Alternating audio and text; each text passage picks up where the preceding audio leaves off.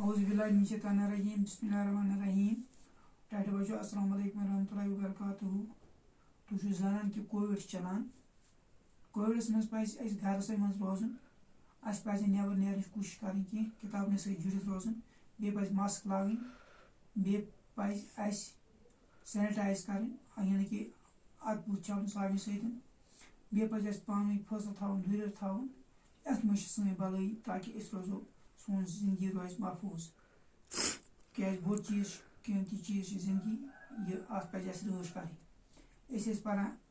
परो आज 8वीं जमात सबक सो गई पे जमात हश्तम मज उर्दू सबक का नाम गेहूं का दाना का खुलासा अमो खुलास परो गो तुम बूझो मे क्या लिखमुत अत बारस मज क्या त्रावान वीडियो लेक्चर अत पे तुम गौर कर मे क्या लिखमुत अत बारस मज तह पर बह खुलास ये कहानी लियो टॉलस्टॉय की लिखी हुई है। इसमें वो एक गेहूं के दाने के बराबर में बताते हैं गेहूं के दाने के बारे में बताते हैं। एक दिन एक मैदान में कुछ बच्चे खेल रहे थे। अचानक इनकी नज़र एक सुराख पर पड़ी तो देखा कि इस सुराख में एक अंडा है।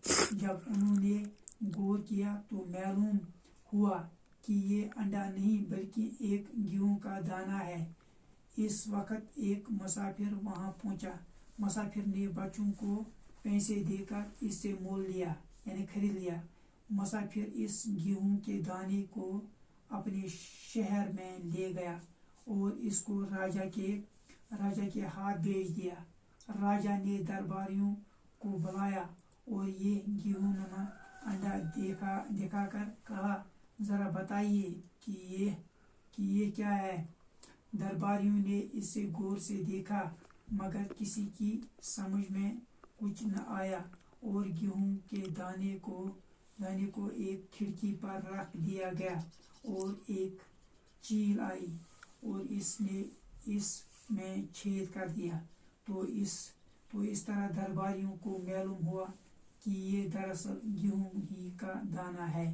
राजा ने दरबारियों से पूछा कि मालूम करना कि गेहूं का दाना इतना बड़ा क्यों है और एक बूढ़े किसान को दरबार में हाजिर किया गया। किसान ने कहा कि मैंने आज तक इतना बड़ा गेहूं का दाना न बोया न देखा। मेरे बाप के बाप को दरबार में बुलाया जाए।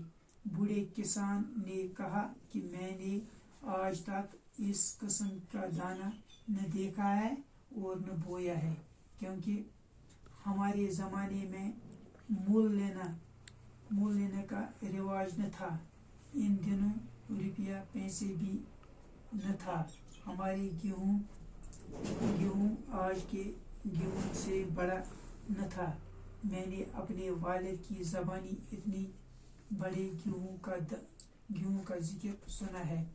इनके ज़माने में ऐसा गेहूं होता था। अब इस बूढ़े किसान को भी हाजिर किया गया। वो दरबार में जवानों की तरह आया। इसकी सेहत अच्छी थी। वो तवाना और तंदुरुस्त था। इसकी आंखों में चमक थी। राजा ने इसके हाथ में दाना दिया। इसने दाना देखा और खुशी से उछल पड़ा और बोला, ये तो मेरे ज़माने का गेहूं है। यह था 8वीं जमात का गेहूं का दाना का खुलासा। आज इतना ही हम पढ़ेंगे। कल इसके मुतालिक हम और पढ़ेंगे और खुलासा लिखेंगे। तो मुझे उम्मीद है कि आप इन लेक्चर जो हम डालते हैं इन पर अमल करोगे। तो मुझे इजाज़त दीजिए। अस्सलाम वालेकुम।